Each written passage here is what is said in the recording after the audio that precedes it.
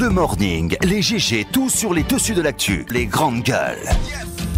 Parler beaucoup, manger l'argent, voyager beaucoup seulement, mais travailler beaucoup, créer des choses, emploi des jeunes, non, non, non. Les dirigeants africains, les dirigeants sont comme ça. Les grandes gueules. Bienvenue chez les grandes gueules, merci de votre fidélité. Nous sommes le 25 octobre 2018, vous faites bien de nous choisir. Évidemment la possibilité de réagir en direct dans notre émission, soit vous partez sur Twitter, hashtag #GG, sinon l'autre numéro de téléphone qui s'affiche juste en bas de l'écran. Avec plaisir, nous allons prendre vos réactions évidemment en direct dans notre émission. Cette question, oui, y a-t-il eu présence de navires suspects dans une localité de Wankifon, dans la préfecture de Koya? Pour l'heure, mystère et boule de neige, tout de même à la croire des alertes persistantes en provenance de Koya qui se sont propagées comme une traînée de poudre au sein de l'opinion, où des navires suspects auraient été aperçus dans une localité de la sous-préfecture de Wankifon. Sur place, apprend-on, régnerait un climat de peur, panique. Et comme pour ajouter donc à la confusion des dispositifs de contrôle systématique mis en place depuis ce matin à Kaloum, siège des institutions et centre des affaires de la capitale guinéenne, provoquant donc la psychose dans l'esprit de plus d'un. Quelle est la vérité dans cette histoire? Qu'est sait-on de ces alertes qui circulent depuis ce matin? On essaie de comprendre ce matin dans cette émission Les Grandes Gueules. Nous allons essayer d'écouter un citoyen ce matin du côté de Koya, M. Koré Serabeli, un citoyen témoin oculaire. Il sera en direct dans cette émission. M. Bafoudi Bangoura, sous-préfet de Wankifon. Dr Ibrahima Barbosa Souma, préfet de Koya. Vous allez les entendre ce matin chez Les Grandes Gueules. La Guinée, désormais face à l'équation, et comment renouer le fil de dialogue après les événements du mardi 23 octobre à la Bellevue, ici à Conakry. Nous posons cette question ce matin. En effet, l'attaque qui a visé donc le véhicule personnel du leader de l'UFDG ce jour semble avoir contribué à radicaliser davantage les positions. Le Premier ministre Dr Ibrahima Kassori Fofana, dans un courrier adressé à l'UFDG, annonce la relance très prochaine des travaux de comité de suivi des accords politiques du 12 octobre 2016. À quoi doit-on s'attendre désormais? C'est la grosse question que Titi pose ce matin. Monsieur Amadou Damaro Camara, vous le savez, il est chef de la majorité présidentielle à l'Assemblée nationale. Vous allez l'entendre ce matin chez les grandes gueules avec les téléphones à la main. Le monde devient bizarre, vous les voyez à l'écran. Bonjour Moussa Moïsila. Bonjour Lamine Girassi, nous sommes au 21e siècle. Bien, bonjour Tambaza Karimi Limono. Surtout trop loin de sa génération à lui. Hey, bonjour Lamine, bonjour à tous. Bonjour mon cher Roby. Bonjour. Voilà, bonjour Abakar Diallo. Bonjour Lamine, bonjour à tous. Bien. Allez, on s'intéresse évidemment à l'actualité, hein. Vous l'avez suivi hier sur nos antennes. Je parle de Ousmane Gawal. Des kiosques de Guinée Games saccagés à la baie. Les soutiens de Malik sont encore en colère, tu le dis, tiens. Oui, c'est vrai que c'est la sortie hier du député uninominal donc de Gawal, dans laquelle Ousmane Gawal a porté des accusations sur, notamment sur le directeur général de la Caisse nationale de sécurité sociale. Ces accusations ont provoqué quelques réactions sur place à l'Abbé. Est-ce que des kiosques de Guinée Games qui ont été pris à partie, qui ont été saccagés, même si ce matin j'ai pu échanger avec Oumar Bari, le directeur d'Espace l'Abbé, ouais, qui m'a dit que non, les kiosques n'ont pas été saccagés, mais que les manifestants ont plutôt utilisé des kiosques comme barricade. Quoi qu'il a eu, moi je peux pas comprendre parce que oui, bien, ouais.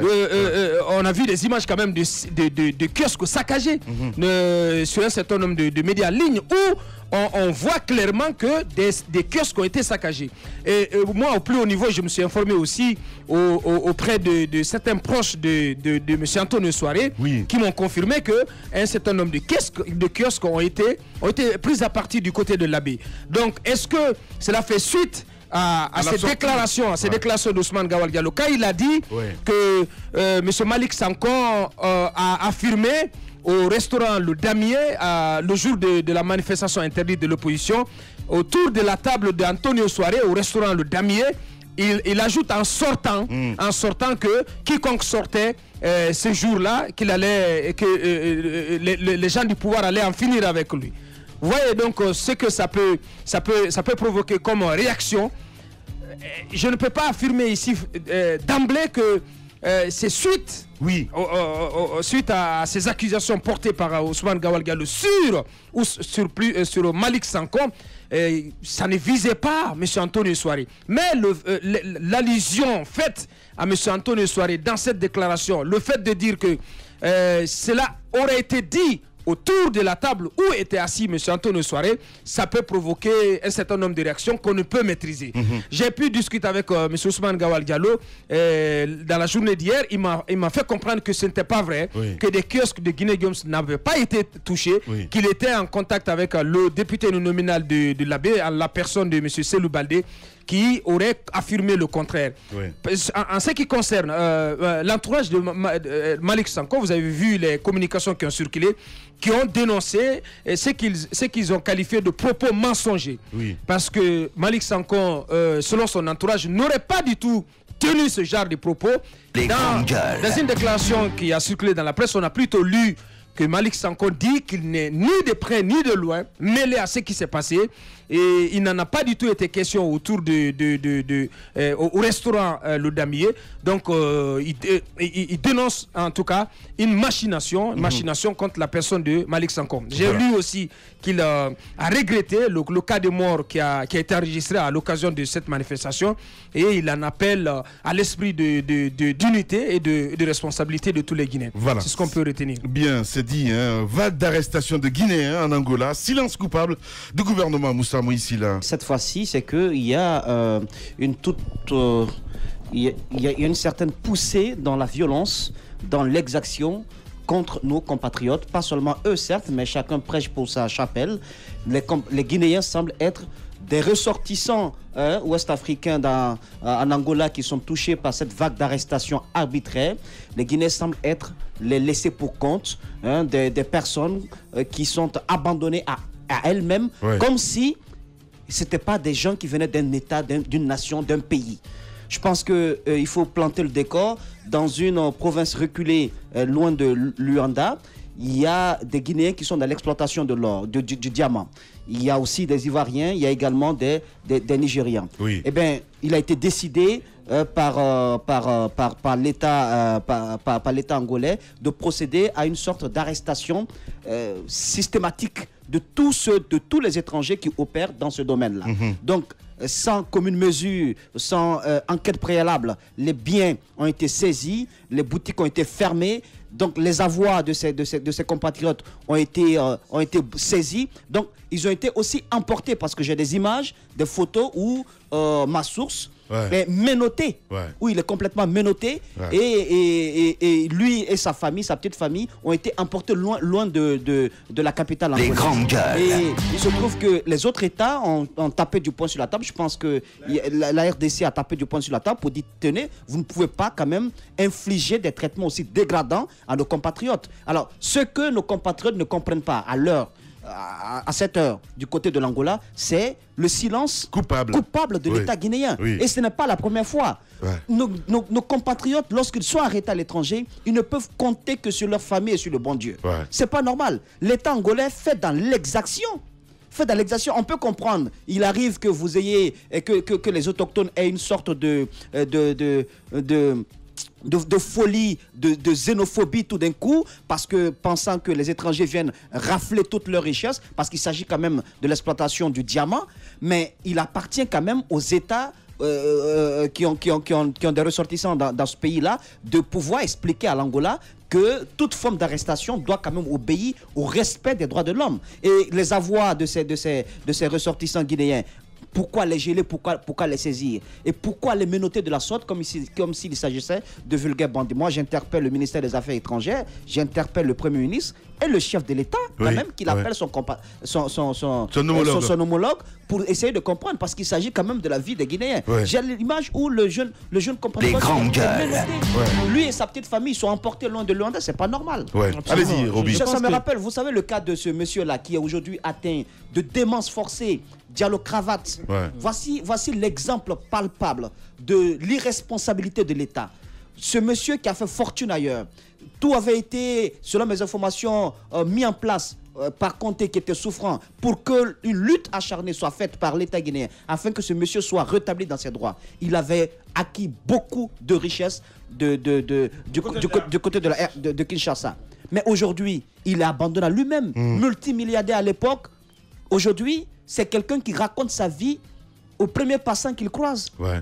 Parce qu'il est complètement atteint. Ouais. On ne peut pas défendre un Guinéen lorsqu'il a grandes gueules. Je pense que la grandeur d'une nation, la grandeur d'un État, c'est aussi la façon par laquelle la diplomatie, la diplomatie, la respectabilité de l'État vient de là. Ouais. Trump, si on le respecte, si on respecte Poutine et les autres, c'est bien parce que tout simplement vous ne pouvez pas toucher à un seul cheveu de leurs compatriotes sans que vous n'ayez des comptes à rendre. Bien. Essayons d'être responsables. Allez-y. C'est vrai que le cas de Diallo Salaka, il y a eu un procès d'ailleurs qu'il a gagné. Ouais. Je pense qu'ils sont au niveau du rapatriement de ces fonds qui sont estimés à plusieurs centaines de millions de dollars. Sauf que ce n'est pas le cas aujourd'hui. Bon, ma foi, on sait que l'Angola, depuis un certain temps, procède à la chasse des étrangers. On voit les images, les Congolais, les Nigériens. Le cas des Guinéens ne date pas d'aujourd'hui. Je pense qu'on reçoit l'alerte depuis un certain nombre de temps, depuis plusieurs années déjà. Ouais. Les Guinéens sont persécutés de ce côté-là. Et ce ne sont pas seulement des exploitants du diamant et de l'or. Il y a aussi les commerçants, les commerçants guinéens qui sont installés là-bas depuis très longtemps, qui ont ouvert boutique. Il y en a qui ont rapatrié complètement beaucoup de membres de leur famille là-bas, d'autres sont avec les femmes et les enfants, et on a même appris des cas parfois de violence qui ont conduit jusqu'à la mort, d'autres sont alités aujourd'hui. Je pense que l'État guinéen ne fait rien. On ne dit même pas qu'il ne fait pas assez, mais il ne fait absolument rien pour les Guinéens étrangers qui vivent et du côté de l'Angola, pour les jeunes Guinéens qui sont allés tenter leur chance de traverser la Méditerranée du côté du Maroc. Ils sont abandonnés à eux-mêmes.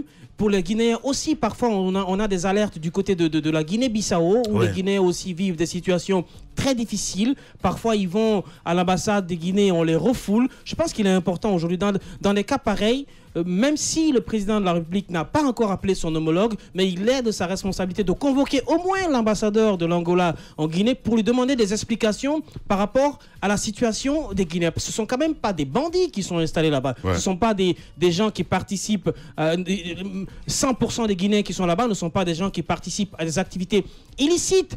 D'autres ont bien évidemment le titre de séjour, mais ils sont tous persécutés. Persécutés pourquoi? Il faut qu'on comprenne.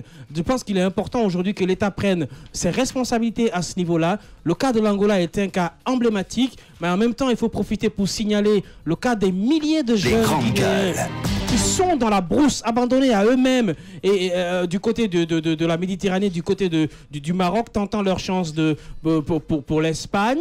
Ils sont là-bas depuis des années. À force de vivre dans la brousse comme ça, vous frisez excusez-moi du terme, à l'animal. Je pense que c'est pas... Si, Abakar, ça te fait rire. Mais tu te nourris de quoi en brousse? Tu te nourris de quoi? Tu n'as rien dans la poche. Je pense que c'est important que l'État prenne ses responsabilités. Ce sont des citoyens guinéens qui sont partis de là, peut-être pour des raisons que eux-mêmes le savent, en désespoir de cause. Les Guinéens qui sont du côté de la Guinée-Bissau font des activités complètement normales. Ils sont dans la légalité. Ils n'ont pas le droit d'être persécutés comme ça. Je pense qu'abandonner à leur sort les citoyens guinéens qui sont à l'extérieur, c'est l'irresponsabilité. Et cela dénote de la véritable faiblesse de notre diplomatie. État. Oui, allez-y. Notre diplomatie, c'est bien dit, allez-y. Les gars, le jour où vous sortez de la Guinée, Dieu devient votre président. C'est à lui qu'il va falloir rendre compte. C'est à lui qu'il faut en attendre quand vous êtes en pareille circonstance. On est parti loin, l'Angola, Dakar tout près. Dernièrement, on parlait de combien de Guinéens qui étaient en géole. Moussa Moïse s'était d'ailleurs penché sur ce dossier-là. Mais bien avant, dernièrement, le cas qui a frappé tout le monde, la traite en Libye. En Libye. Vous avez vu la réaction de Paul Kagame, oh combien africaine, oh combien responsable.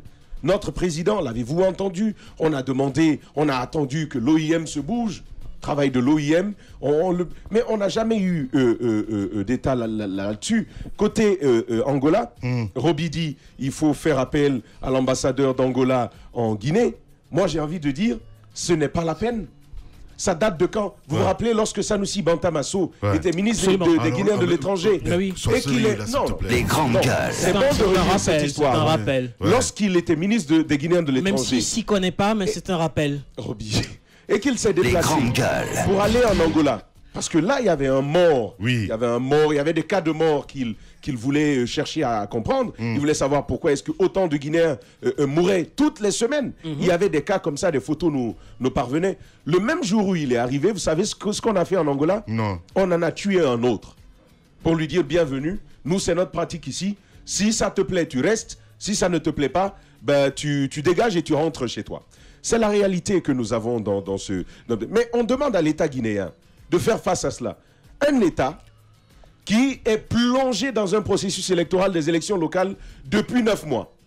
On ne trouve pas de solution à ça. La Côte d'Ivoire qui vient de procéder à 2 élections dernièrement, la Côte d'Ivoire s'en sort déjà. Nous, depuis 9 mois, on est dans un tel processus. Et on veut que cet État aille en Angola, un pays prospère, où vous savez qu'il y a même des Portugais, des Occidentaux qui viennent y chercher leur vie, que nous, notre État, qui négocie encore avec le SLEG sur une question de salaire, on veut que cet État-là aille dire quoi aux Angolais. Première question, jusqu'à dernièrement, Lamine, beaucoup ne le savent pas, mais jusqu'à dernièrement, toute la Guinée, la République de Guinée, indépendante depuis 1958, n'avait qu'un défibrillateur. C'est-à-dire que quand vous avez un problème de cœur, vous allez, il y a un seul pour toute la République. Et on a posé la question, mais il est où? Le médecin nous a dit, c'est en panne. Vous imaginez que nous sommes dans un tel pays où les besoins de base ne sont pas résolus. Je vais vous dire, lorsqu'on n'en a pas trouvé suffisamment pour le ventre, on ne trouve pas pour ces autres trucs de fantaisie démocratique que ce que l'on appelle diplomatie ou autre. C'est là que nous sommes. On a beau dire à l'État de faire quelque chose, voici la réalité. Les mêmes hommes que nous avons qui manquent de poigne, qui ne peuvent pas dire quelque chose à notre président, on leur demande d'aller tenir tête à un tel État. Moi, je ne veux même pas espérer. Il faut juste dire, il faut juste encore une fois lever les mains vers le ciel, comme j'ai dit, parce que quand vous sortez de la Guinée, votre président, c'est Dieu. Ouais, mais l'État guinéen n'a qu'à être en proie à toutes les difficultés au monde. C'est de sa responsabilité et la plus absolue de faire face aux situations de ce type concernant nos compatriotes qui vivent dans une sorte d'enfer en Angola. Parce que ce qui s'y passe, c'est vraiment un climat de chaos, un climat d'enfer. Parce que si nos compatriotes qui sont là-bas aujourd'hui, ils sont entre la prison ou soit enfermés dans leur domicile. Même ceux qui ont réussi à se terrer, on vient les chercher, on vient forcer, on vient les déterrer. C'est justement...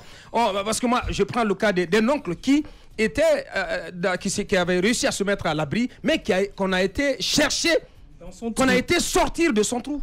C'est quand même, lui, sa femme, ses enfants ont tous été arrêtés et jetés en prison. Dans des conditions extrêmement terribles, extrêmement terribles. Et finalement, voyant les conditions de détention qui étaient insupportables pour l'enfant, et finalement, la femme et son bébé ont été mis dehors. Mais ce qu'on impose aussi, c'est que quand vous êtes arrêté comme ça, on exige de vous de vous organiser et de payer votre retour dans votre pays. Ce qu'on a à dire à l'État, moi, on ne peut pas leur demander de décrocher la lune pour nos compatriotes. Mais il faut mettre un minimum de dispositifs pour voir comment on peut organiser le retour de nos compatriotes. La Côte d'Ivoire le fait. J'ai appris que la Côte d'Ivoire doit le faire. Des avions doivent aller chercher les citoyens ivoiriens qui sont en difficulté en Angola. Je pense que ce n'est pas une situation qui est hors de portée pour notre État. Il faut quand même un minimum d'initiative. Du côté sur le plan diplomatique aussi, le président Alpha Condé, qui est quand même a de l'influence sur le continent, il peut tenter quelque chose auprès du nouveau président angolais, Lourenço. Mais ce qu'il faut quand même dire à nos compatriotes... que le président de l'Union africaine était hier à Conakry. Plutôt le président de la commission.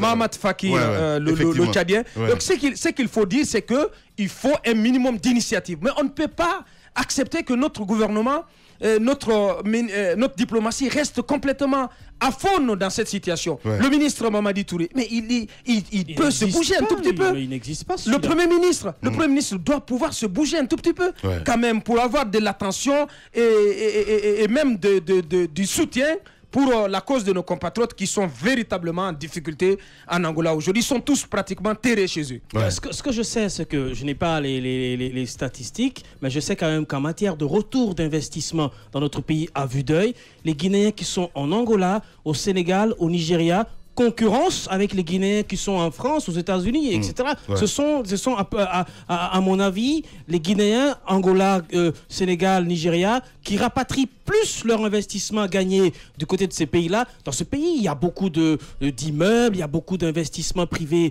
qui sont ici à Conakry, à l'intérieur du pays, qui sont du fait de ces Guinéens qui ont quitté ici, aller chercher leur vie en Angola et dans ces pays-là. Donc je pense que quand vous avez des Guinéens comme ça, il est du devoir de l'État de protéger tout Guinéen qui va travailler dur ailleurs, gagner son argent, puisque ici, on est quasiment incapable de le faire, et qui a la bonne idée de revenir investir dans son pays. Je pense que l'État a la responsabilité régalienne de les protéger. Il est important de le dire. Le ministère des Affaires étrangères, pour moi, c'est un ministère depuis un certain temps qui n'existe pas. N'existe absolument pas. Le nouveau ministre, il est complètement effacé. On a l'impression que c'est un tableau noir qui existe dans la grande liste du gouvernement. Je pense qu'il est important. Il n'y a qu'à voir l'attitude des ambassadeurs et des consulats vis-à-vis des Guinéens et des passeports pour vous rendre compte que la diplomatie guinéenne, c'est une diplomatie de non.